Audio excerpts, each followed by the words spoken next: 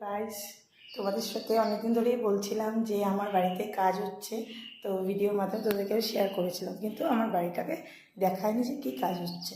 তো চলো দেখিয়ে দিই এক ঝলক তোমাদের সাথে। পুরো ঘরে কিন্তু এখনও কয়েকটা রুম বাকি আছে। এই দেখো টাইলস লাগানো হয়েছে, এটা হলো রান্নাঘর, আর এই দেখো এটাও একটা বেডরুম। এই এই কালারের টাইলসটা পছন্দ করেছে আমার মেয়ে, তো এই কালারটা কিন্তু আমরা নিয়েছি। তোমাদের কেমন লাগছে এই টাইলসের কালারটা বলো। আর খুবই ভালো লাগছে। আর এই যে এরকম মাঝে মাঝে এরকম ডিজাইনগুলো দেওয়া হয়েছে।